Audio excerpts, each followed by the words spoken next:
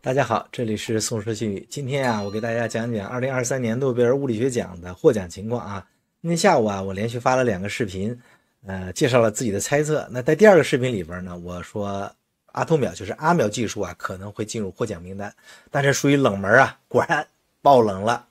当然，虽然获奖的不是保罗·科库姆，是另外3位科学家分享了诺贝尔物理学奖。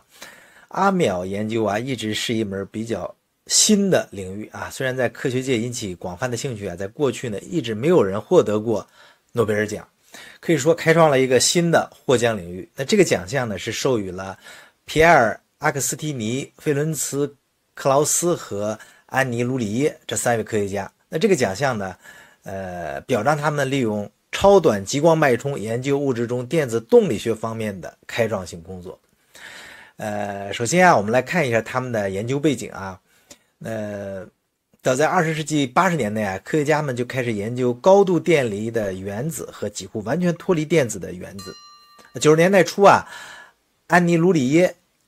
他们通过数学计算解释了高次谐波生成的这个物理机制，也就是强激光场照射气体原子的时候会产生频率是入射激光的整数倍的谐波，这就为后来产生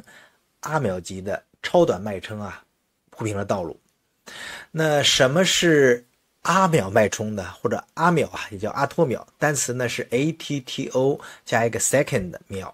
，1阿秒等于10的负18次方秒，就是1万亿分之1秒。这是一个极短的时间长度，那比原子内电子运动的周期还要短得多，所以利用普通激光很难产生这样短的脉冲，这需要一个全新的方法。那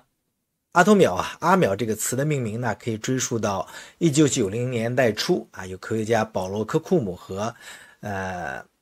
劳兹呢以及他们的研究团队首次提出，他们是阿秒激光脉冲领域的这个先驱之一。这个菲伦茨·克劳斯他利用气体填充的中空心的光纤实现了脉冲压缩，大大拓宽了高次谐波的这个光谱范围。那皮埃尔·阿克斯蒂尼等人他提出了用两色光场的频率调制原理，后来发展为测量阿秒脉冲 duration 的这个repeat 技术。2001年2组科学家分别在法国和奥地利首次产生了阿秒级的脉冲，这就打开了原子、分子和固体中电子运动的大门。那有了这种工具科学家呢就可以研究以前无法观察的这个极快的过程，比如验证光电效应不是瞬时发生的，那电子脱离原子需要一个很短的延迟，这就证明了光电效应它的动力学过程是非常复杂的。利用这项技术可以区分不同化学环境下对电子动力学的影响。比如液态水分子的光电子比气态水慢了50到70阿秒的逃逸，这就说明周围水分子的相互作用改变了电子的运动。那在固体材料中呢，研究人员也观察到金属钨的局域电子状态和自由电子状态的光电子发射存在大约100阿秒的延迟，这就是我们直接观察电子波包在固体中的传播特征。可以说阿秒科学呢打开了一个全新的窗口，使我们可以探索原子和分子中的电子运动，以及固体材料中的各种复杂的交互作用。那这些研究正在影响许多相关领域，比如化学反应动力学、材料科学、光生物学等等。未来利用这项技术一定会有更多迸发创造力的研究成果问世。那另外我们下午视频介绍过这个保罗·科库姆的工作，为什么他没有和其他3位科学家一起获得今年的诺贝尔物理学奖呢？那首先诺贝尔奖只能有最多3人分享，有的是完全均分，各占1/3，有的呢1人占1半，另外2人分享另一半。这个保罗·科库姆是加拿大不列颠哥伦比亚大学的物理学家，就 BC 省的，他在强场的极光物理领域有重要贡献。1993年呢，他提出了高次谐波生成的3步模型，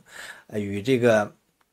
克劳德他们等人几乎同时提出了这个散射模型类似，都解释了这个过程的物理机制。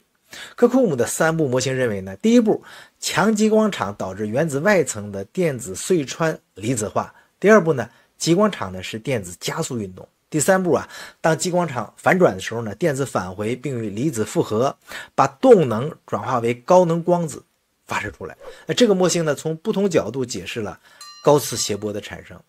此外，这科库姆啊也在理论上预测了如何利用驱动极光的时变极化产生单周期的高次谐波。那为获得单个阿秒脉冲提出了设想，这就为实验室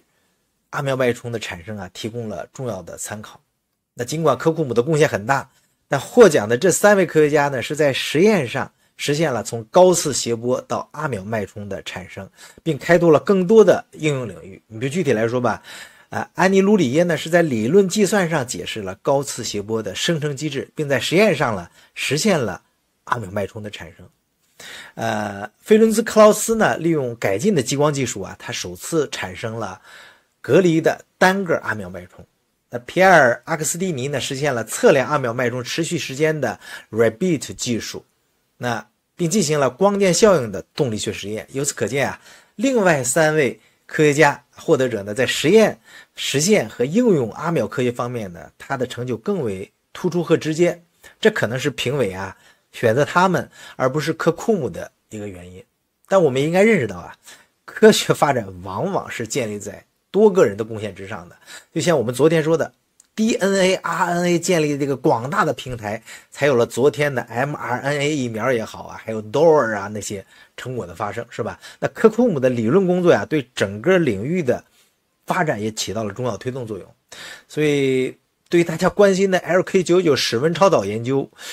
可能也存在这样的问题。如果 LK99 的团队始终未能合成可重复的这个室温超导样品，那只是开创了新的理论或者实验路线。那如果其他人在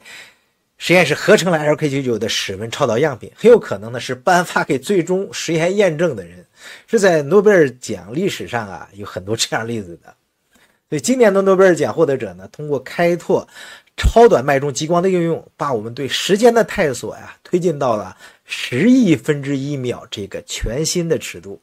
这就像给我们装上了一只能看到电子运动的阿秒之眼。那这项成就啊，打开了研究物质中电子超怪过程的这个大门，让我们得以